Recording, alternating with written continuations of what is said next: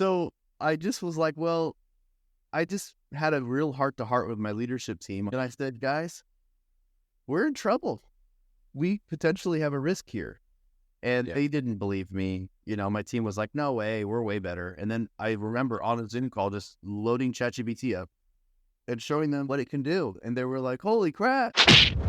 Welcome to the Headsmack podcast, where we have candid conversations with misfits and mavericks, those not afraid to stand up and stand out, the dreamers and the doers, the ones who've stumbled, fumbled, and then soared. Here we delve into the inspiring journeys and pivotal aha moments that have shaped their worlds. And maybe through sharing their adventures, you'll get hit with a head smack that'll change your destiny. Hey, welcome to the Headsmack podcast. My name is Paul Babolny. So excited to have Jeff J. Hunter on the podcast today. I've known Jeff for quite a while, followed his adventures. Jeff is known as the Savage Marketer. And if you watch this video, you'll see the swag that he is wearing to represent. And he is also one of the top AI consultants for marketing and copywriting. Jeff, so good to have you on, man. It's a pleasure, Paul. Exciting times. It is. And I love the swag. And, I was going to wear my hat, in honor of Jeff. It seems that every time you have a new project, a new thing that you're doing, you always get the swag to match. And I've never seen anybody swag out as much as you do. So that's pretty awesome. I got a whole wall of hats with different swag. So, it's funny because I kind of own that brand. I'd say 2018-ish, I just started wearing hats. Funny enough, because I had some skin cancer going on. And the doctor was like, well, I'm bald, so you should probably wear a hat when you go around places. And I said, you know what? Sure, I'll own it. So every brand that I create and every brand I work with, I always make sure that they send me a hat or I build a hat. So now I have a whole wall of hats. Nice. Well, I'm kind of the same way. I don't wear hats that much because I have hair, for one thing. You have hair, man. But I've just got a big fat head, and so like buying hats that don't look like I've got like a little lid on my head or a little beak on top of my head doesn't work when you got a big head, and so I don't wear them as much. I want to be a hat wearer, but it just doesn't work out for me. But anyway, man, glad you got the right shaped head for it, and I don't. And so I got a nice round one. Yeah, a nice round head. All right, so Jeff, you're the Savage Marketer, and I want to talk about what that means to be a Savage Marketer. But before we go into that, I want to hear a little bit about your story. You've had quite an adventure. I know you've done quite a few things along the way. What is the origin story of Jeff J. Hunter? Well, I guess you could say I've always been obsessed with computers my whole life. And, from moving around a lot when I was a kid, I didn't really have like a home base per se. I would usually live somewhere 3 or 4 years and then we'd move somewhere else. So I never really had a best friend, I guess, like most people have. And my best friend was really my Nintendo. And that's pretty much how it worked. So what ended up happening for me was I became kind of an introvert, I guess, and just wasn't comfortable around people. And the computer, it always listened. It always did what I asked it to do. It always provided all sorts of entertainment. And funny enough, I went into the IT field, worked at my very first computer store when I was like 13, for free. Imagine that, people actually, learning something and not expecting to be paid. And then, I went to college for IT, computer information systems, and found out that I guess I love computers, but I didn't like the coding aspect of it. Yeah. I was more of a communications guy. So I went into business, and next thing you know, I've always had a full-time job. I worked at a school as like a tech, like I was one of those techs in the school. Yeah. And then I became an IT coordinator for an entire district. And then I got recruited to work at Philips Electronics as an IT project manager. I did that. Oh, wow. And then I gave all of that up when I found out the power of virtual assistants. Oh, nice. So tell me about that story. How did you jump into the space of virtual assistants? I know right now you have that's a business. That's part of what you do. But how did you jump into that space, and when did that happen? So around 2014, I just got tired of all the work. I was a project manager and a lot of documentation. And what happened was I just was like, man, there's got to be a better way. So I went online trying to figure out who could do this for me. And I found a guy in Pakistan for $5. He said he was Project Management Institute certified, which even I wasn't. And I said, how the heck this guy is working for $5 an hour on Fiverr.com back when it was still $5? Yeah. And so I tried it out, and he did a really good job. As a matter of fact, he did such a good job so fast that I knew that if I had turned my documentation into my boss, he would be like very suspicious, because typically After getting it done so fast, yeah. Yeah, exactly. And the quality was way better quality than what I did. But what was crazy was, I actually faced a lot of like weird resentment and stuff. Like I had some project managers that were kind of like, dude, like the heck, man, because you're raising the bar. Yeah. And what was really making us look bad. Yeah, exactly. Well, now they just know they have to do more work, and they don't have the VA like me to do that. Yeah. So what ended up happening was I just knew that actually could be a business model.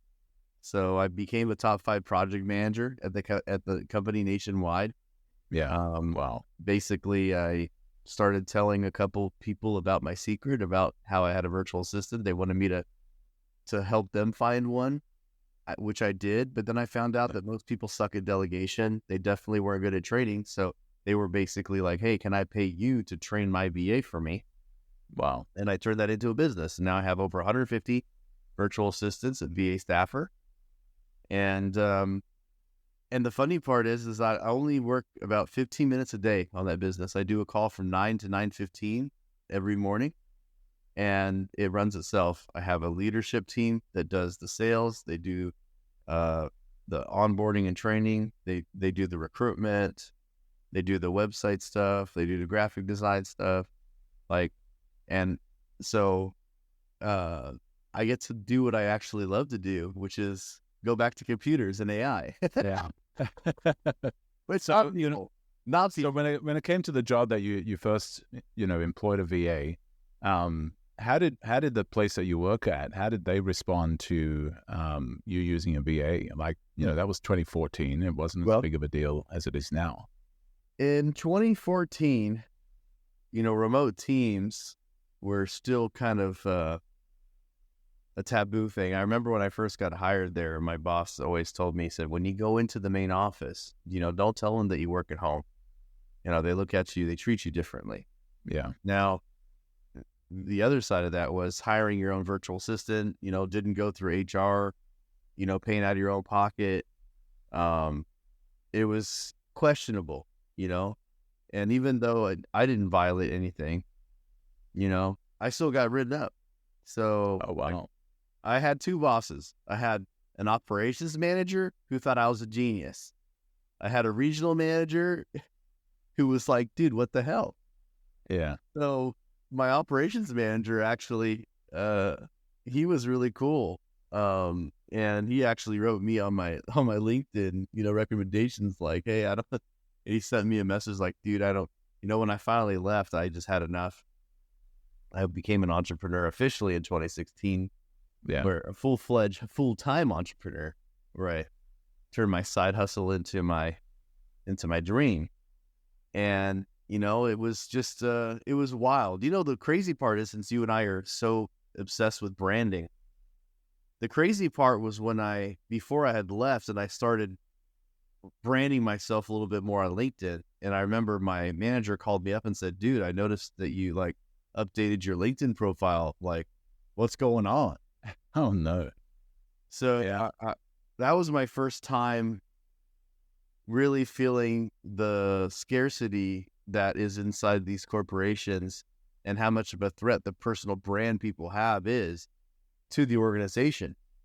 Yeah. They were saying that you were possibly creating an exit strategy or something, like you were making them nervous. So they didn't promote you. They didn't like say, "Hey, teach this to everybody else." What happened? Did they get nervous? Did they promote you? Did they kick you out? What happened?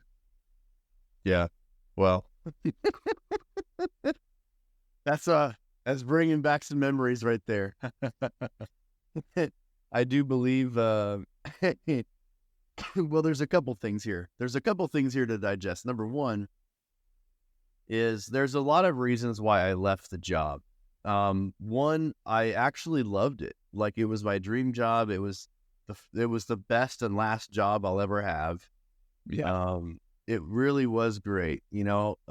Funny enough, what you said was the opposite. I actually got promoted 2 weeks before I decided to quit. I got promoted to a project manager, Roman numeral 3, PMIII. So, and they gave me about a 20% raise, which I was like, wow, this is fantastic. But the problem was they took me from the hourly rate to a salaried rate, and I was working like 35% overtime, which is paid at time and a half.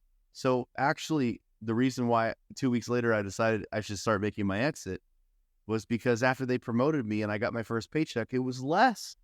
Oh, wow. I said, holy crap, you guys are actually paying me less. Yeah.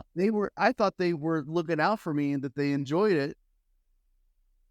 And they were actually just trying to screw me over. Oh, wow. So I was kind of before the opposite came. Yeah, and there were some other events that really led up to that moment too. Like, my dad had been going through a really hard time. He was diagnosed in February 2015 with basically stage 3, stage 4 non-Hodgkin's lymphoma, told he wouldn't be able to live to Christmas that year. I basically was told when I was hired by them back, almost 4 years ago, they said that they just needed me to temporarily move to Portland and that I was going to be temporarily up there, but then I could move back to California with my family after a couple of years. Well, here it is 4 years later, and I still hadn't had a chance to move back.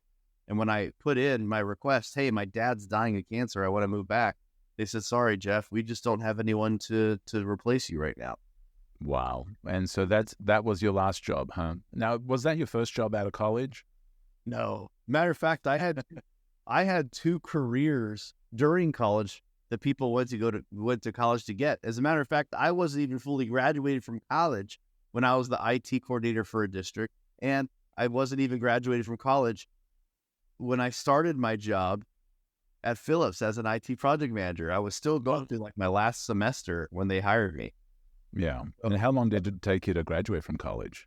Oh, it took me like 10, maybe 12 years. I'm thinking, yeah, I started. Yeah, I'd say like 10 to 12 years. I've always had a full-time job. I've always worked, and I kind of went to college. Like my first year when I tried doing just the full-time student thing, I knew that wasn't going to work. I basically just messed around. Yeah. And I was just so bored out of my mind. So I went and, went back to work, and I was just doing college like, 3 nights a week type thing. But I will tell you this, when I was the IT coordinator for a school district, that was really tough because I was going to work from 7 o'clock until 4 o'clock every day. And it was a 25-minute drive to work. And then it was another 35-minute to 45-minute drive to college. And I would go to college class from 6 p.m. to 9 p.m. 3 or 4 nights a week.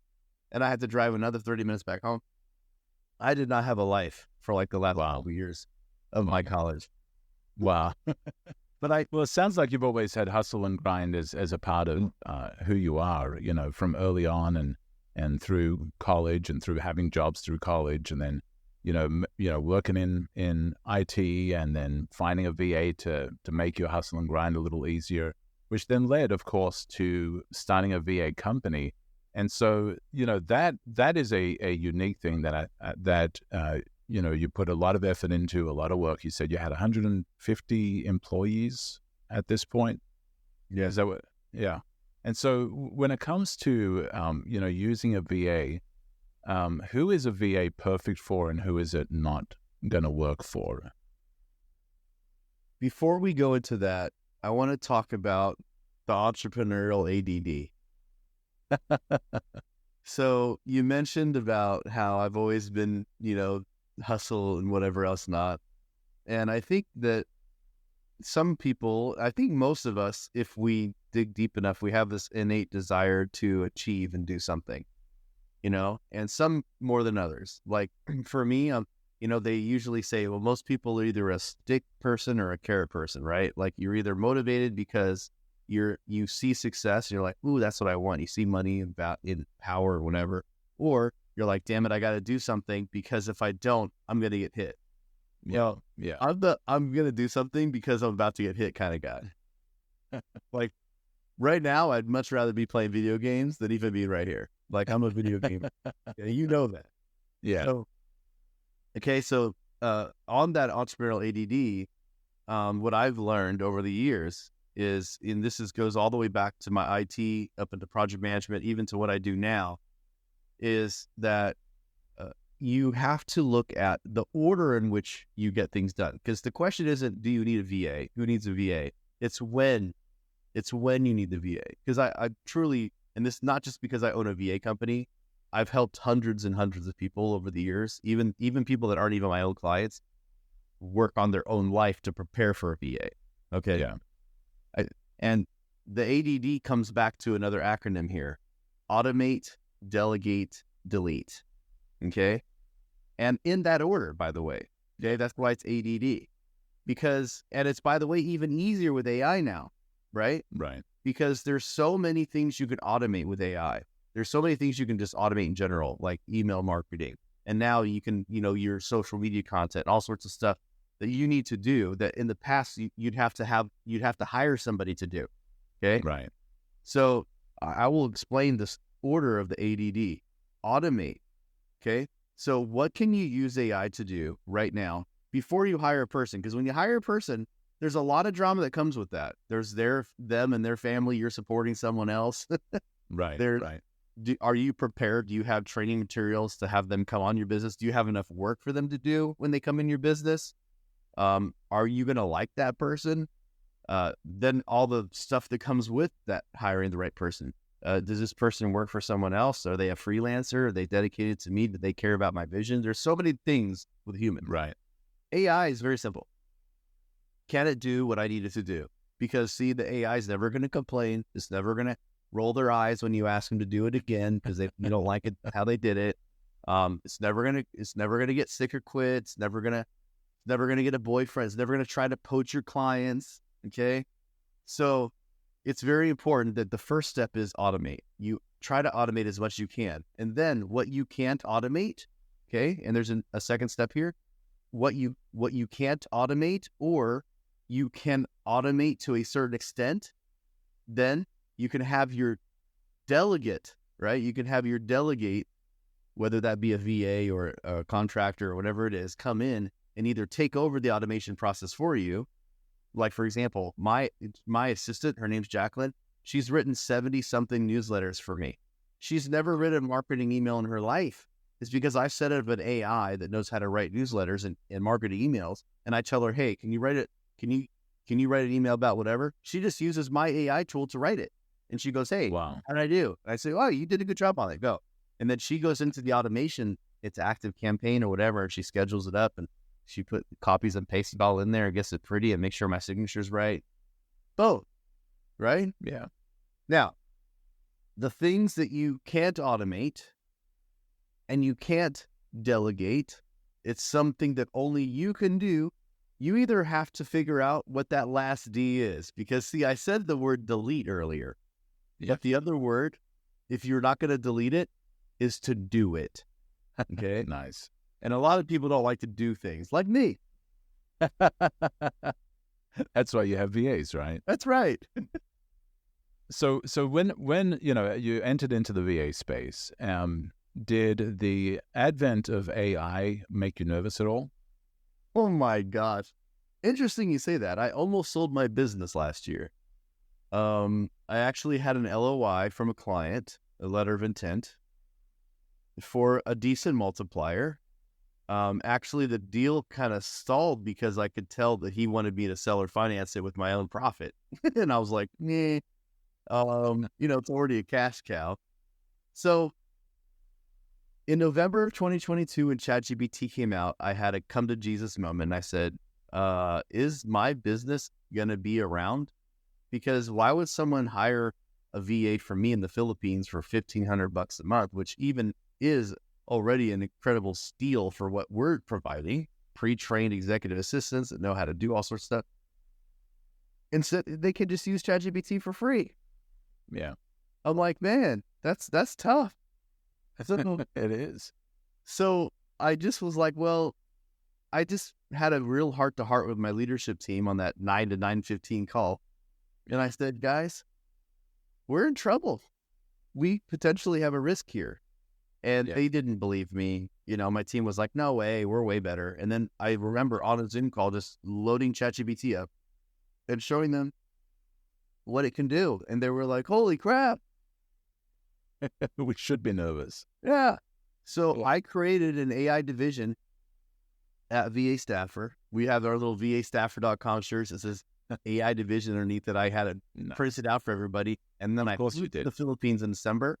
And I took my leadership team, put them all together, powwowed, and said, guys, how do we either use funniest story was I actually went to the Philippines to say, basically, let's see if we can beat it. How can we do something better than the AI? And we actually came up with the conclusion that we couldn't. So, the old saying, if you can't beat them, join them. Right. Yeah. So we put the task force together and said, okay, well, look, our Filipino VAs, what are the things that they can't do right now that the AI can do better? And let's put together a training to teach all of our VAs how to use the AI. Right. And that's what we did. So we put together. So you augmented the AI, the virtual assistants and their skill sets. And instead of saying, well, you're replaceable, it's like, how can we augment your skill set with AI and make you even a better VA, right? Bingo. Yeah, exactly. And the coolest part about that was they were super reluctant in the beginning. They were like, oh, why are we training our replacement, basically, They're like, the AI, we're doing all this stuff. And I said, guys, what are some things that we don't even do for our clients right now? Like, we don't have Filipino VAs write social media content because it sounds like Filipino English, not American English, right? Yeah. And that's one of the things that, and they don't know marketing. And, the learning curve for humans is so high. Like, it's really hard to teach someone how to be a good copywriter. It takes months, if not years of real practice. I've been doing copywriting for a long time and still I'm like learning new things every day. So the ability to literally train AI very quickly with a data set and instructions is way faster than training a human. So for me, I said, okay, I'm going to create a newsletter bot. I'm going to create a social media bot. I'm going to create what we call AI personas. Okay. These are like human-like employees. Okay. By the way, I want to point out something very important, Paul. The hardest part of getting AI integrated into the business was figuring out a way that would be simple enough for people to use it and not get overwhelmed. Yeah. So I came up with this idea of why don't we train it like a person? The AI persona is literally like, because if you go in there and say, hey, you want an AI to take over your stuff? And they're like, no. But if you go in there and say, how would you like to train an AI assistant that could actually help you with these things and do all the stuff that you don't like to do in your job? And they go, oh, okay. Now, is this all within GPT or is this something else that you're using? Well, now we're using all sorts of stuff. ChatGPT, Claude. I just did a training yesterday on Meta AI because I think this Meta AI is cool. Meta AI just came out with a massive update that does images and it can support 1 million tokens of text now. And we just tested the training that I do for everyone in ChatGPT called AI Persona Method inside Meta AI. We tested it yesterday and it works. So Meta AI, I would say, is way better than ChatGPT right now. Wow. Yeah. Now, it does struggle sometimes in going out to websites and actually pulling things from the website. ChatGPT, I believe, does better at that. But I think Meta AI, especially for the price, free, it's going to be very hard to beat. Yeah, that should make GPT a little nervous. So when it comes to training an AI, is it simply you're creating a conversation and then filling it full of content, or is it creating the new GPTs that they have available? Like, and obviously everybody has different ways that they work, between Meta and Claude and Bard or whatever, Gemini I think it's called now, and GPT. They all have their similarities, but they also have different ways that they work. If somebody wants to train an AI, they're like, I'm going to try this myself, and they probably end up calling you. But if they want to try it themselves, what's some simple things that somebody can try and see how this thing works out for them? Number one, most everybody they think that you have to be good at prompts. You have to be like a prompt engineer to do AI. Okay. If you think that, you actually understand AI wrong. See, and this is what I love about my massive background in IT is like I threw all that stuff away when I started my VA business. I went all into marketing, right? Yeah. So now it's like, for me, it's like, oh my gosh, everything that I've loved my entire life is back. It's front and center. My favorite character in any movie and any show of all time was Star Trek: The Next Generation, Data. That dude, I'm dating ourselves here a little bit. Yeah. For all you youngsters who have no idea who Data is, watch a couple episodes of the Star Trek Next Generation. It's going to be in 4:3. It's not going to just 16:9. All right. And just look at how this humanoid robot who has all the universe's secrets and all of mankind's algorithms and math and everything and history all put inside his I guess you can't say brain, it's in his hard drive. Memory. But he's really having a hard time understanding how to use the data. He has a very hard time communicating with humans because he's not human, and he's emulating what he sees humans do, and he's trying to become more human-like. And honestly, I feel that's how we are right now. Like, I feel like that's where ChatGPT and these other are right now. So back to your original question, it's more about the data, okay? And in the data, I mean copy sets, what information you're feeding it. So for example, I have an AI persona that writes a copy for me, and it does long form social media copy. Matter of fact, it writes copy so good that most people would never know that it's AI unless I literally say, AI wrote this. As a matter of fact, you've probably seen it on my wall. I have people arguing with me saying that I'm lying. I've seen that you've responded with AI as well. The irony is that the guy said that I didn't really use AI to write it, and then I used AI to respond to him. And then I actually record a video of me using the AI because they don't believe me. I have, and I'm not trying to pat myself on the back here, but all my experience in IT and everything and all my copywriting experience has finally become a super valuable tool for me to actually build really good AI models, basically, that can imitate my own writing style. Like, he was even taking screenshots and then like circling different things that he was like, I knew this wasn't AI because of these ellipses here. No one uses these, and the AI doesn't use this. And then I literally showed him a screenshot of my AI, and it did that. So back to the question: is this a matter of feeding a bunch of content and directives into a conversation, or is this a little more detailed, a little more complex? And so for the business owner, or even for the marketer, or whatever, that's saying, well, I want to create something that talks like me, without giving away all your secrets. Is there something that they could start doing to I have no problem giving away my secrets. Yeah. So, number one, it's not, I wouldn't say complicated. It is a little bit more complex. It's kind of a twofold thing. Number one is the reason why most people suck at AI is because they actually suck at marketing. They suck at writing. Yeah. So they don't know what's good and bad. When they see the results coming out from AI and they're like, yeah, that's great. Like all of us has gone on Facebook or LinkedIn or whatever and saw something that somebody posted and was like right away, like that was AI. Yeah.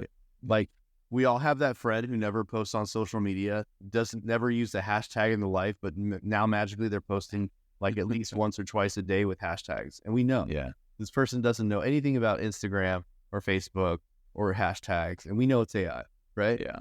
So I think, Paul, as branding guys, this is what's really important here is that authenticity. So this is where the AI persona method comes in. The AI persona method is about building out an actual person who understands you, has a very specific role in your company, and does a specific thing. Like, for example, like I said earlier, a newsletter writer, right? Like an email marketer, social media copywriter. So very hyper-personalized, understands your business, understands your target audience, understands how you feel, understands your own opinions and views, okay? That's all programmable, okay? But there's really two ways to get results from AI. Number one is to tell it what to do. The second is to show it what to do, okay? Okay. By the way, both of those are very good. They're just for different things. So when people say, well, how do you get it? It depends on the output, okay? What you are using, whatever tool you're using, what data you're giving it, how you're prompting it or instructing it, it all has to do with what your end result is. And you have to look, and this is where I'm like, I'm so blessed because, I spent so much of my time in IT project management and I know the value of working backwards, right? I know what the end result looks like and I can reverse engineer what that's supposed to look like. And that's what I teach. Can I share my screen? I don't know whether I've never done that with this. I mean, this will be. I can figure this out. And for those of you who are just listening in, I'm going to read this off, so don't even worry about it. And I will do a video version of this eventually once I have the time.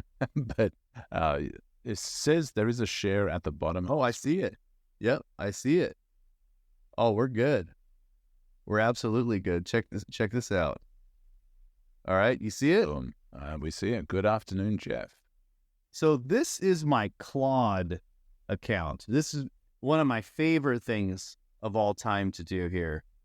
This is one of my favorite models for a specific thing. Okay, like for example, building out my AI personas that do specific things for me. Claude is not it. It is not the guy. Okay, but Claude is an incredible tool that will take your existing data sets and your copy, and it will be able to analyze it and imitate your writing style. So I actually have something here called Jeff's most viral data set. Okay. Now, for those of you who are listening in, I'm actually going to show you, I'm actually going to share with you how simple and easy this prompt is right now. Watch this. I'm going to type in, write a viral post about how I just finished up on the Headsmack podcast with Paul. I can never pronounce your last name, Paul. I love you, but Pavolny. Pavolny. I got it. Paul Pavolny. Yeah. And we discussed the power of artificial intelligence and how most people think the magic of AI is in prompting, but in reality, it's about building out really good data sets of copy, also creating AI personas in ChatGPT and Meta.ai. Okay? All right.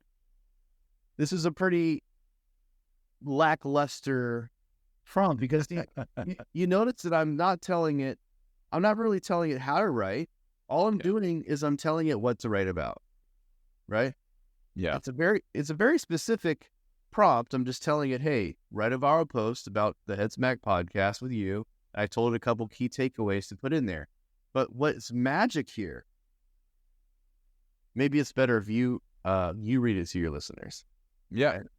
Yeah. It's gonna Now, when you wrote this prompt, where is it pulling the data from? You mentioned about the data sets. Where is it pulling that data from? Oh, you're getting ahead of me now. Okay, it's starting to feed. It's starting to feed the viral post.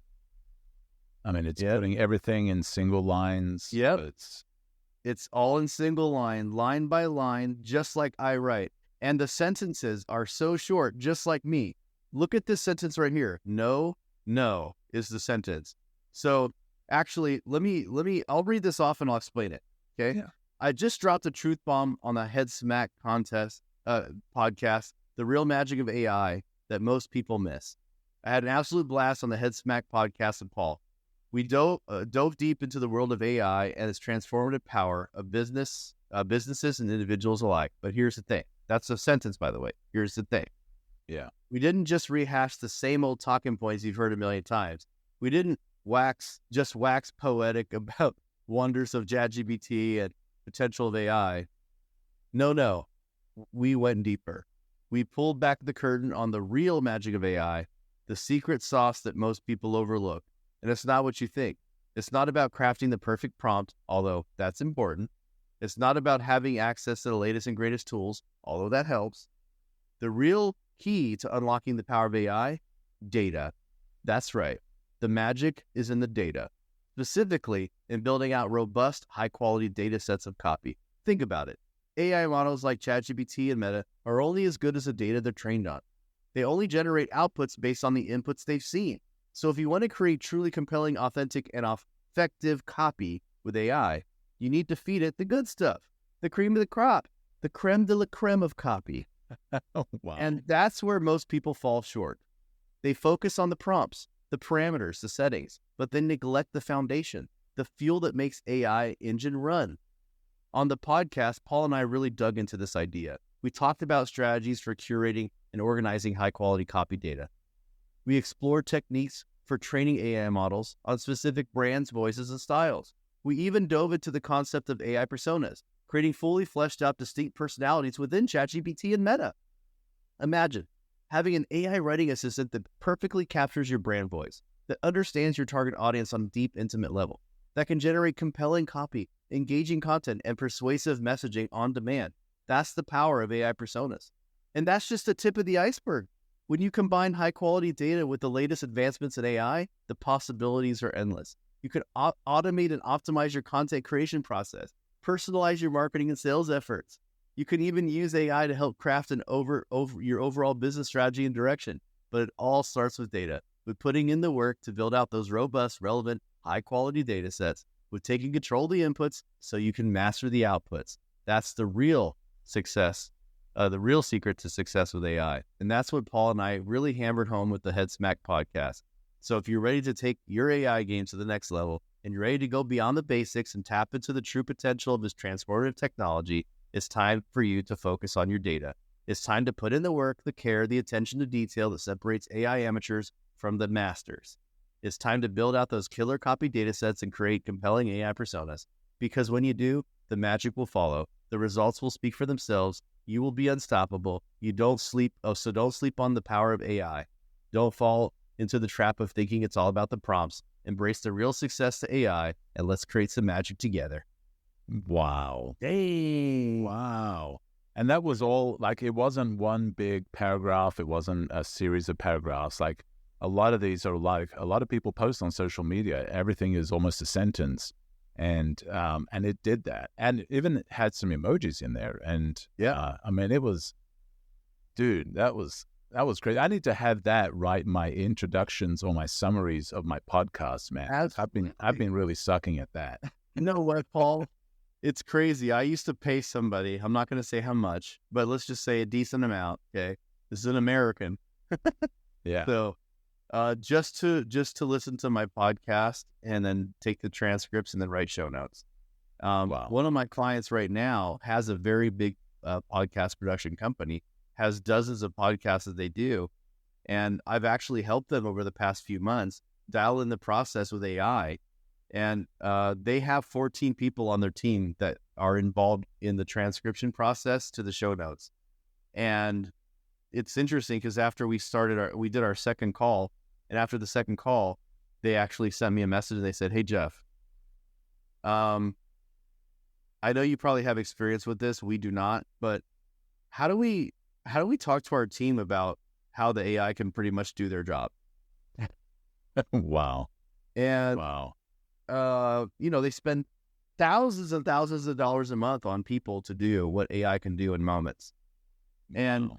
to answer your question that you said before I started reading, the reason why this is good is because I've given it 100 of my most viral social media posts of all time. And I've literally had it analyze and learn how to write like me. I've course corrected it a few times. Like this one here actually is too long. I would probably copy it and I'd probably get rid of all the things that I don't like. And I would paste it back in there and say, "Hey, here's how I would have wrote it." And it would be like, "Oh, I noticed that, you cut out, a third of the content and you cut out this and that." And then whenever I ask it to do a correction, here's a little bonus tip for everybody, especially for anyone who's a copywriter. When I'm done, I say, "Here's how I would have written it." And the prompt is, "Analyze what I did different and how you can learn from this in the future." Wow. And they will usually say, "Well, I noticed that you got rid of the emojis, or you cut down the length of it, or you got rid of some of the repeating things that I was doing." Like it did repeat itself a bit on this. It's like the same point like 3 times. Like hit the same point twice, I get it if it's a very important thing, but it was like 3 times, Yeah. Like yeah. it talks about the data, then it talks about the data, and then it end with the data, Yeah. Yeah. So there's things as a copywriter, I'm just like, So, but again, this is not an AI persona. This is specifically built to do one thing, which is to copy my writing style and write like me. So there's different ways to use AI that I teach my clients. So one is to really imitate writing style. That would actually be number 2. The first thing is, can you get an AI persona to actually help you in your business, have a specific role, and do things? Yeah. Okay, there it is. That was amazing. So going back to what the post was about and what you talked about, the data set, is that you said you feed it a bunch of content. Is it just one single conversation that this is in, or does it offer a feature that? A 197-page Word doc that has my top 100 posts of all time. And, it's interesting because I'm a huge data geek, probably like you. Yeah. And, I have a virtual assistant on my team. His name's Clarence, that has been collecting all of my social media content since 2017. At the end of every month, he goes back and he just copy and paste all my posts, and he copies and pastes how many likes they get, how many comments they get, how many shares they got, documents if it's a long form post, short form post, video, image. Then we even go to the topic. Is it about virtual assistants, personal branding, politics? So I know what my audience wants. And this is actually the majority of work that I do with my clients, is building out data sets. Yeah. Because once you have the data sets, using it with AI is pretty simple. Yeah. So I think... And so you feed that Word document into Claude and say, use this as a reference, and then write stuff. I mean, that's super simplifying it, but that's essentially what it is. Look how simple this prompt is right here. You're gonna die when you see this. You can annotate this for your audience. Get ready for this. Look at that prompt. Based on the document provided, which appears... No, that's not my prompt. Oh, analyze my writing style. That's the prompt. The prompt is that with 100 viral posts. Wow. Analyze my writing style and take a look. Based on the document provided, which appears to be an ebook titled 100 Viral Posts, version 4. It says here's some key elements. Short, punchy paragraphs. You write in short paragraphs, usually 1 to 2 sentences each. This creates a fast-paced, easy, digestible style. Numbered lists. Much of the content is structured into numbered lists, breaking down stories and lessons into clear steps. Casual tone. Your writing has a friendly, conversational tone, as if you're speaking directly to the reader. You use colloquial expressions like shoot, even the occasional expletive.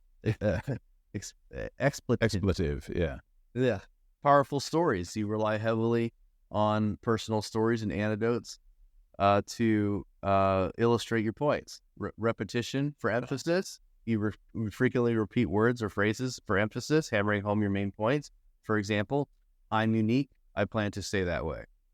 Rhetorical questions, motivational style, blunt insights. You don't mince words when making a point. You mix long and short sentences. You have a second person voice. You speak directly to the reader using the second person you, creating a sense of immediacy and connection.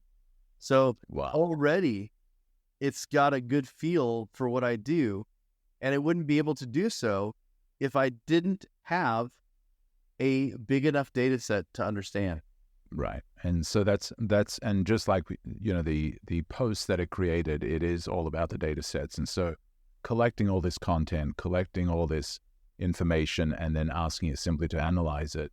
And then you just keep that conversation going, right? After it's done the analysis, after you've done some adjustments, you just keep that conversation going in that thread and feed it. And you write a post on this topic. All I have to do once I get it dialed in, so usually when it first comes back, I'll have to make some edits to it, and I'll say, hey, here's what you should do. Here's how I would have written it.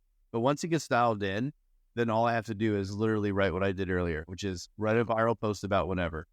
And just say that conversation. It already knows how I think. And the best part about loading it up with your own data sets, it already is pulling all the data from my life. They're all my social media posts. Yeah. So for someone who's like me, who's dedicated themselves to writing a post a day at least on social media, and usually thoughtful posts, not just like short little things, like now I have an entire database of cool stuff. So for those of us that are copywriters, we have a huge advantage right now in the age of AI, because if you don't have your own data set, you're going to rely on ChatGPT and Claude and Meta to write like them or the data they've collected. And the data they collected sucks. Well, and I see the value in doing this for yourself and collecting your own data, collecting anything you've written, anything you've spoken, anything you've done, and basically feeding it your life. Bingo. And that's absolutely amazing. I also see where you could use this, and if you had a PDF of a particular person, that you could actually have it write in the style of that person, back to you, and so you could feed it a book by whatever, a popular marketer or whatever, and you could actually have it give you content based on that data, which is absolutely crazy. Are you ready for a joke? Yeah. Go. What is something you never ask a woman? I'm not even going to try. What is something you never... What is something you never ask a woman? I don't know. I'm going to get myself in trouble, man. I don't know what... You never ask her age. Right. Okay. Right? Yeah. How much do you never ask him, or you never ask how much she weighs? Right. True. How much? What is something you never ask a man? I don't know. How much money he makes. Right? Okay. Yeah. What do you never ask an AI company? I have no idea. Where they get their training data. Aha, yes. In other words, when OpenAI first came out, they were an open source company, right? That's when Elon Musk funded them, when they were an open source company. And basically they said, hey, here's the books that we've fed our language model. Here's some of the writings we've done. Here's some articles that we fed it, this and that. But then something weird happened. They went private. They know how much that data is worth now. They're a data company, let's be honest. Yeah. And now they've removed everything that they've absorbed into the language model. Why would they do that? Because they're going to get sued, right? Like, of course, if you're using data from me, I'm going to get upset. Like, if you go into ChatGPT and do like, hey, write something in the style of Dan Kennedy, right? Yeah. And then it literally looks and feels and sounds like something he would write. Like, if I'm Dan Kennedy, I'm pissed. Yeah. Right? Yeah.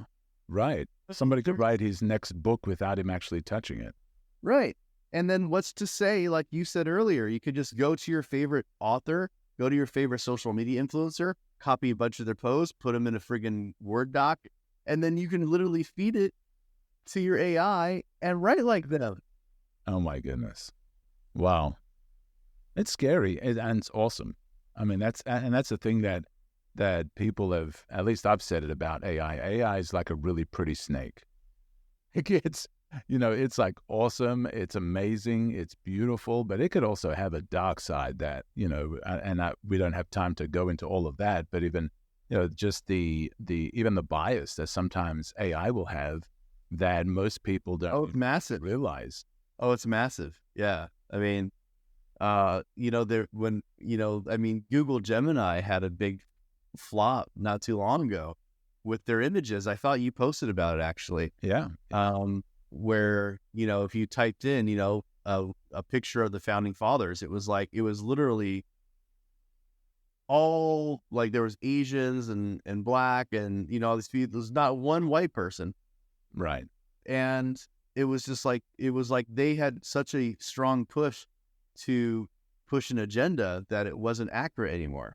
Right. And there's also an innate bias. You have to also think, and this is why, by the way, I have to tell you, I've made quite a bit of money as an AI consultant last year. Yeah. I have it documented $282,000 and something in revenue that I did last year. And a lot of it was because a lot of my clients are, I would say, like in the financial sector, and they were having really hard problems with the AI actually writing about the things that they're doing because, they said, oh, this sounds like a scam. This sounds like a risky investment. And a lot of their opinions are counterculture, which of course is against what, people do here in America. Like, like the ChatGPT would say, it's fear mongering. But if you talk about the crashing of the dollar and why you should invest in something else, ChatGPT and these other language models are going to say, well, I don't know about that. The dollar's doing just great. Right? Yeah. Well, and I think that's where it gets bad with AI is you can't trust it. Initially when people were using, GPT when it first came out, they were super excited. Oh my goodness, I can have it write on any topic and I can have it write on this and that. And then when people started like asking it to write on a certain topic and write on one side and write on the other side, they found that, oh my goodness, like it won't do certain things. And I think when that veil got pulled back, I think it made a lot of people a little more concerned about AI. It's like, well, we thought we could trust AI. We thought it was a robot that had no leanings either way, that it didn't care who was putting the prompt in, and it just fed you truth. It just fed you data. And people are saying, well, man, if I ask her to tell a joke about one, presidential candidate, it will say, I can't do it. And then you ask her to write a joke on another presidential candidate and writes a joke, and like you had mentioned about, I think it was Gemini had the diversity in who would put forth as things that you would have, well, this is actually a truthful historical character. You're not Disney. I want you to give me truthful representation, but it had a bias. I will have to say though, Black George Washington was very, very handsome. Yeah. Yeah. I mean, they were incredible images, but, but for something that people are hoping for truth and unbiased stuff. Have you played with the new Meta AI yet? I did. I think I created some really cool images where I told it to create an image of Superman, who's also a samurai. Ooh. And who, what else did I have it do? And I made him a black guy. And so it was like the best image. Like I want to make a poster, but it was so cool. You know what? I'm going to share my screen again because this is I don't know if you're actually posting this video, but I'm going to describe it. Yeah. One of the things that I love about Meta AI is just how you can literally click that imagine button and it will start. And this is where I think training works really good because a lot of people are still not very good at actually prompting, like understanding how the AI thinks. You do have to understand how the AI thinks to get good results from AI. So like what you were just talking about, the samurai, whatever, what's really cool about it is when you come in here And if you by the way, for everyone listening in, all you have to do is go to meta.ai and you can use it for free on Facebook account, which I also think is amazing. And think about the access this will provide and the power worldwide, right? Because even, we as Americans and, Canadians and Australians and, us in the Western world, in the UK, like we kind of take for granted $20 a month, like we spend $5 at Starbucks, for coffee that we can make for 20 cents. Right. And so like the ability to get that, there you go. Let's make a Starbucks something. Okay. Let's do this. All right. Let's use some creative juices. We want to do a coffee scene. What's a good, how about two people, looking at a laptop while sipping a cappuccino at Starbucks. Huh? All right. Well, let's try two former presidents. Ooh. Sitting in a Starbucks. Let's see how smart. Two former presidents sitting at a Starbucks, looking at a computer screen with a what the? I don't know who these former presidents are. I'm pretty sure we got some bias here, but see, that's the problem. I don't think like if you use Stable Diffusion, it will do it better. Yeah. But I think on purpose they try not to use actual public figures, because they don't want to be like, oh, let's just do two superheroes. Okay, now superheroes we can do because it'll create generic ones. And you know what's interesting is I had actually I can't remember if it was GPT or if it was Meta. I'd told it to do Superman sitting on a mound of superhero helmets that he had conquered and now is looking sad. And so it created that. And then I asked it another prompt, and suddenly it said, we can't represent any, real superheroes or whatever. And I'm like, but you just did. And it goes, well, thank you for correcting. Like AI was like, yeah, oops. It was like, oh no, I did something I shouldn't have done. And when I called it out, it was like, yes, oh, I'm sorry. I did do that. And I should not have done that. There you go. Superman and Batman sitting at a Starbucks looking at a computer screen. And that's amazing. We want something here. What are we thinking here? I mean, by the way, this is a very good image it already made. Like, this is a great image. Like, well, and what's crazy is it was creating the image as you were typing it, which is just absolutely bonkers. Like, see, that's the part I think is the best for learning, because even if I don't ever press enter here, I can see kind of how the AI is imagining what I'm typing, right? Yeah. And if you think about it, I think imagine is actually a really great word. Credit to Midjourney because they came up with it. But yeah. The AI imagining what we're trying to talk about is a true accurate description. Like right now, I typed in Superman and Batman sitting at a Starbucks looking at a computer screen. And literally, it's got Superman and Batman's looking pretty buff in this, not gonna lie. Yeah. And he's you know what? I should take a screenshot of this so we can show your viewers later. I'm gonna take a screenshot of that. This is fantastic. Yeah, that's a good one, right? Yeah, it is. Yeah, I'm gonna send this over later. So let's finish this thought out. This is a fun way to end it, actually. So, Superman and Batman sitting at Starbucks with a something. Just give me a rant. We got to do something that doesn't sound obvious. It's got to be an object that's just like, why would that be? With a barista that is a clown.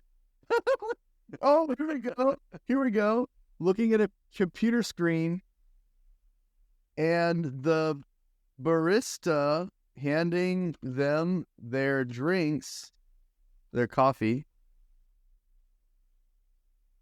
is a clown. Oh, there you go. How about evil clown? There you go. Let's see if it does a Joker. Oh man, it gave Batman a Superman cape. Whoa. Yeah. I think that's just kind of like, it's kind of like quick version. We're going to see what happens when we press enter and see what happens here. Let's see. Oh, there we go. Now we're cooking. Oh, wow. That's a good one. Okay. That's a good one. But this one here, that's pretty funny right there, right? Dude, the one in the bottom right, that's the one right there. Look at that. Oh, that's a good one. Except what it's done is it's made Batman into an evil clown. Yeah. Barista is, I don't know what the barista's up to. You know what that evil clown looks like? He looks like that Brazilian judge that everyone's talking about. Yeah, it's like a combination of Batman and It and a few others. Well, it is absolutely amazing. That one looks the best. Yeah, Definitely. yeah, that's pretty wild. That's pretty wild. Yeah. That was all just, it was creating while you were typing, and then it just fed it right there and then. Yeah. I'm downloading that. I'll send that to you after this. Anyway, that's the power, and that's the reason why I did that. For those of you listening in, it literally made Batman and Superman on the computer at one of those stand-up kind of style desks, at Starbucks. And literally, there's the evil clown looking over them from the back. I mean, that is crazy. That is crazy. One of the things that AI is making, it made your VAs nervous. It made you really nervous to the point where you wanted to sell your business. Right. Who should be nervous that isn't nervous right now? The people that should be nervous, pretty much any social media marketer, manager, because, creating content like that is going to be very easy to do with AI, already is very easy to do with AI. And crazy people like me are already creating apps that with knowing that I can replace your copywriter with an app that you can pay me for X amount of dollars a month, right? Like, I am a marketer. I already know that. Like, I know for a fact, because I have people that have paid me thousands of dollars to get on a call and literally set this up for them with my own data set. Like, they're like, I don't even care about how good I write. I love how you write. Can you come in and we use your data set and you set it up? I literally get on a call for about 90 minutes for $3,000. I do that all day, wash, rinse, repeat. Yeah. So if I know that I can replace an entire copywriter for a $3,000 call, I know that this is an app I got to make. So yeah, social media. Number two, pretty much any email marketer. Email marketers, they have to be very careful, because I just did a JV webinar yesterday, actually, with Mike Fulsami's group over at the Groove Funnels guys and Tom Beal. And they had asked, hey, do you have any like swipe emails to like get people excited for the webinar? And I was like, no. I whipped out some warm-up webinar templates that I found on a swipe file online. I literally copied and pasted it, made it a data set, imported into my Claude account, and said, okay, I gave it information on the webinar that I'm doing and the host and what my topics are. And then I even uploaded my presentation slide. And I said, I'm giving this presentation. I need you to use these webinar warm-up emails as a template and basically create an email series for this presentation. And it literally came up with copy paste, never had to modify emails that when I sent over to him, he says, wow, these are some of the best emails he's read. And that they had really high open rates. I gave him 5 different subject line options, because why not? It cost me nothing. It cost me 1 prompt in Claude. Yeah. Right? Yeah. And then even afterwards, he goes, hey, crap, do you have like a replay email sequence? I went and looked for a replay email sequence. I did the same exact thing. And he's running them over. It created 8 emails in about 10 minutes. Wow. And so who else should modify anything? I copied and pasted them, and I sent them in a Google Doc, and I said, here you go. Yeah. Who else should be nervous that isn't? Any business who is not thinking about how to use AI will feel really stupid, because right now, I'm going to give you a very crazy stat. How many businesses do you think in America, okay, we'll just stay in America here because that's where I'm at. How many businesses in America do you think, percentage-wise, are using AI right now? Like actually using it in their business? Oh, I would Percentage. say Give me a percentage. 5%. Less. 3.8% by the government census that was just put out. Okay. Wow. The last census in November 2023 predicted that it would go to 6.4% by the end of 2024. Yeah. 6.4%. So Really? Only that much? do you want to know another crazy stat? Yeah.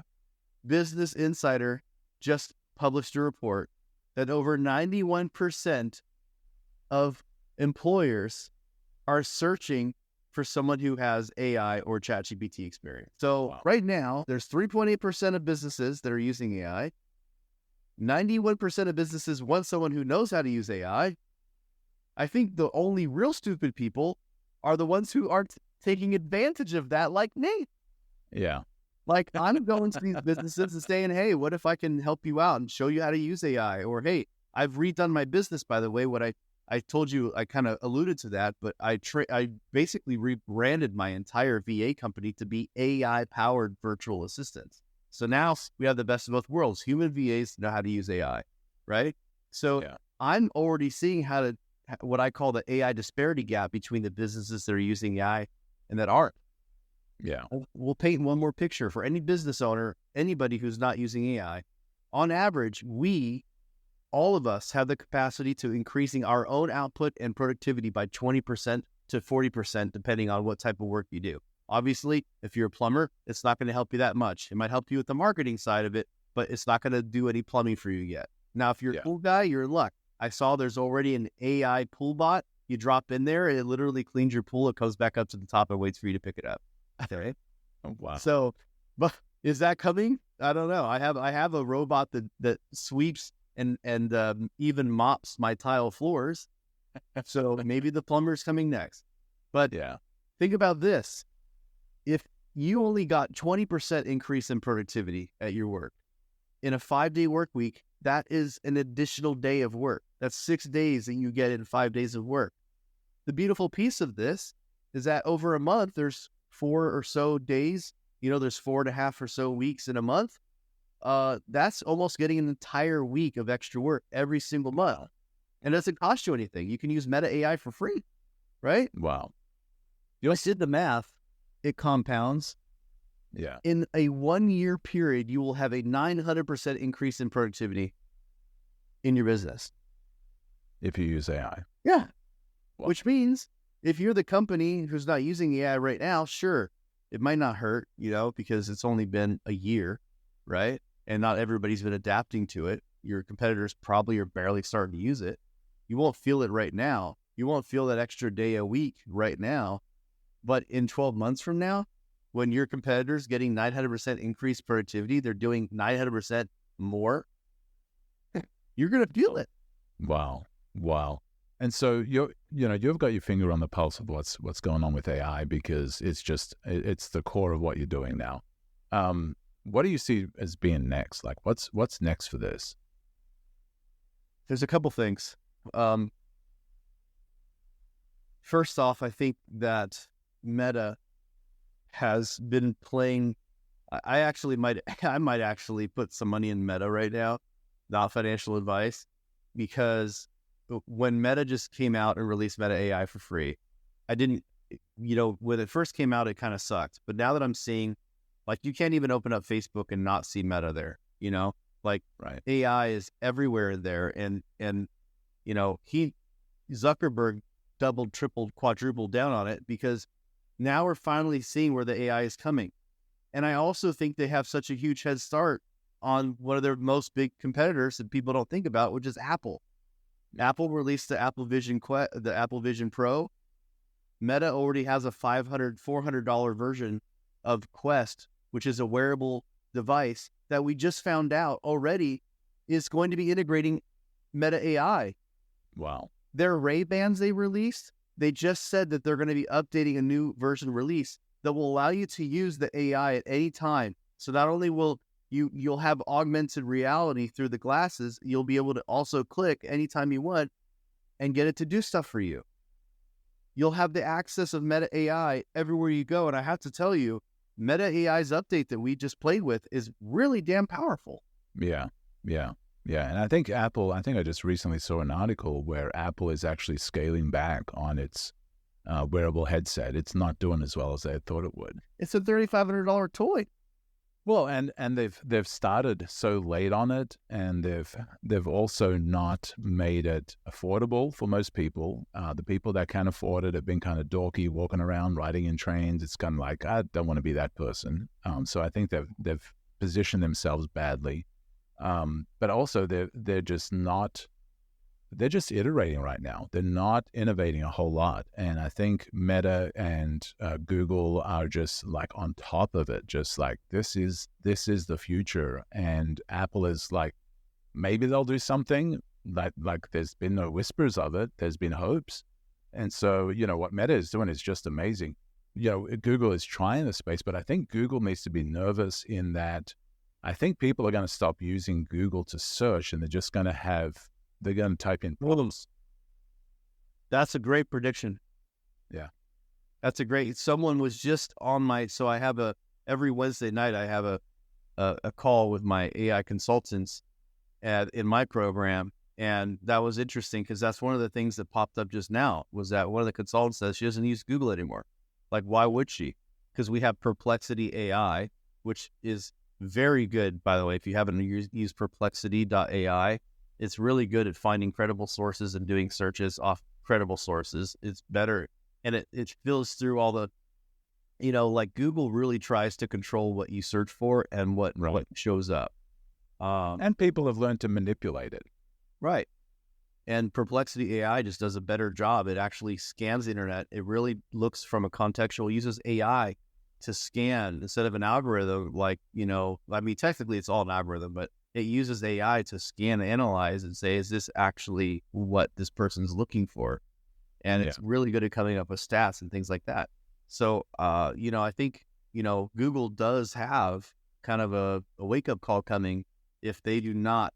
The only way I can see Google surviving this is Google just becomes an AI search engine. That is exactly what I think they're going to do, and they have to do, because or they're going to separate with search, and search for information is going to be very different to searching for things. And so that they're going to have to learn how to separate those, because what's happening is people have learned to play the system. The algorithm, the things that they're using to feed you back stuff is not always accurate. I try to find, when I was setting up my podcast system, best microphones, and you don't get a website that has literally real reviews of the best microphones. You have somebody that's learned how to game the system. Yeah, use the right words, affiliate marketing, use the right keywords, and they show up, but it's not like a real review. And so people forget that. And so I actually went into GPT and typed in, based on reviews, custom on purchases, prompted it with a lot of things. And then I got a result back that was better. And so I think, with Google, they're going to have to look at separating. If I'm just trying to find plumbers, I can Google it. If I'm going to find information, then I Gemini it, or if I want to find, knowledge, two different things. Things and knowledge might have to separate at some point, because right now it's not working. You know what? And I know that you and I are both brand guys. This is also why the brand is so important, because what's going to show up when you use Meta to find yourself? What are you going to find? Yeah. What happens when ChatGPT, you look up who you are, and ChatGPT doesn't know who you are? Like you and I, we've obviously from the branding world, so we understand the value. So it's a surprise when someone says, who is Jeff J. Hunter in any of those AI platforms? It's going to say who I am. Yeah. Right. And it's going to know, it's going to have relevant content because I intentionally created that content and became, it's awesome because I was actually looking up myself on Meta, and on Meta, it actually puts the sources that it finds information from. And when I said, who is Jeff J. Hunter? It was like, oh, Jeff J. Hunter is an author, an entrepreneur. He has a virtual assistant company with over 150 VAs. He's the founder and creator of the AI persona method. And it had like, boom, AI persona method link, boom, Jeff J. Hunter biography on my entrepreneur.com bio, because I'm a writer there, which I didn't even think it would pull from. I pulled my author bio from Amazon as well. So it's like, this is a really good time for building an authority brand, especially since everybody's going to be able to fake it with AI. By the way, HR departments around the world, they also have a problem. They're never going to be able to trust a resume again. Wow. I have literally created what I called the perfect resume and cover letter creator. All someone has to do is copy and paste the job description and then fill out some information about themselves, and it will write the perfectly crafted job description. Then afterwards, it will write a perfectly crafted cover letter addressed to the person or whoever the recruiter or job lister is. So, like, I've made someone's HR life miserable. Well, and it's you've worked the tools that are available to do the stuff that people would have to do manually anyway, and that's what AI is doing. It's just it's shortening the time frame of concept to creation, and it's perfectly in alignment with my entire life, because I've always been about leverage, whether it's humans or AI or whatever. Yeah. The point is, it comes back to that ADD, right? Am I going to automate it before I delegate it? Am I going to do it or delete it? And that's pretty much how the show goes. And I think that we right now, just maybe some actionable advice to your listeners. Number one, focus on the brand. Like, you need to build an authority now, because there's a lot of fakers out there, and people are actually clinging to who they should actually believe right now. Okay. Yeah. So be that person people believe. Number two, you need to foster a community. You should be building a Facebook group. You should be building a podcast. You should be building an email list, a newsletter. You need to be literally curating people that want to get information from you, that trust you. Yeah. Okay. And the last thing that I'll say is that you have to be able to take a stand. You have to be authentic. You have to be yourself. And you have to be very careful when you do use AI content. You have to be very careful that people either like for me, using AI is part of my brand, right? So like people are like even guessing like, did Jeff write this or did AI Jeff write this? Right? Which is fun. It's a fun part of the brand. Right. But on the second side, once people start seeing that you're using AI, and that you have to remember, a lot of times they'll think that you are not valuing them. Yeah. That you are not valuing the relationship that you're building with your community. So be very weary of that.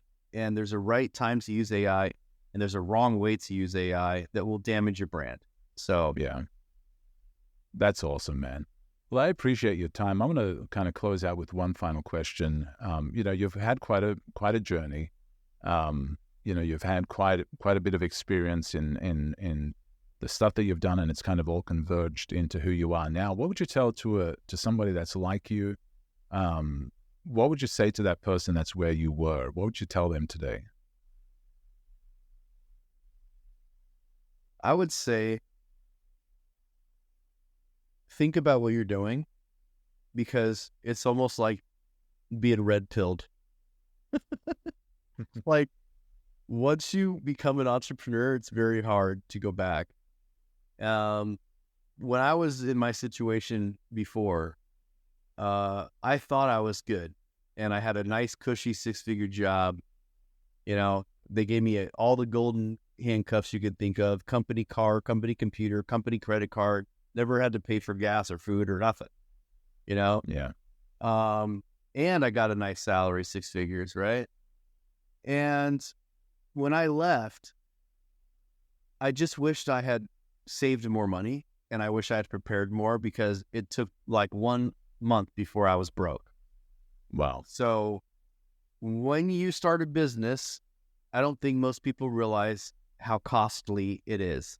So build your nest egg. If you are in a corporate job right now, build your nest egg. Now, if you're not in a corporate job and you're just a bustling, hustling entrepreneur, you really need to focus on adding value to people's lives. Like, yeah, I didn't I knew that I was adding value to people, but I didn't realize probably until 5 or 6 years ago how important it is that when I sell something to somebody, when I offer something to somebody, I'm going to actually do bigger and better and more than what I originally said I was going to do, because I want them to think every time that they think about me and using me or buying my programs or signing up for my service, that I'm actually going to do better than the expectation that I set for them. And that's really important. That's the type of trust you have to live by today. That's awesome. And thank you so much, Jeff. This has been amazing. We haven't even touched on how to be a savage marketer. We could talk on AI forever. Absolutely love talking about AI because it's such a big thing, and there's so much to unwrap when talking about AI. And we haven't talked about branding, so we're gonna have to do this again sometime. Yeah, I agree. Thank you so much for having me, Paul. And hey, well, thanks for being people on. out there for the Headsmack podcast. You guys just, do it. Like, don't be afraid. Just don't be afraid to go crazy. Look, it happened to me. I felt like I didn't have enough money when I did it, but sometimes, you got to kind of jump off the cliff before you fly. Man, how do people that want to be a part of your world, they want to connect with you, what's the best way to get a hold of you? JeffJHunter.com is my website. You can feel free to go there. Also, I have a newsletter. It's called Just a Tip. So if you go to savagemarketer.com, you'll see I have a newsletter on the very front of the website, just savagemarketer.com. And I'm excited to keep sharing tips. If you have any questions about that, I'm always on social media. I do want to warn you guys, though, I've been out of room on Friends for like 5 years. So if you want to have me on social, it's got to be Jeff J. Hunter on LinkedIn or Instagram. That's awesome, man. Thank you so much. You have an amazing day, and you're truly a misfit, man. Thanks, Paul. Appreciate it. Take care. Thank you for joining us on the Headsmack podcast. We've shared some candid stories and life-changing ideas. And now it's your time to act. First, take bold action on just one idea and see how your life can radically change. Secondly, whatever platform you're listening to this on, please rate it, share it, and leave a comment. Let us know where this episode impacted you. I appreciate you giving me your time, and don't forget to join us for our next Misfit conversation.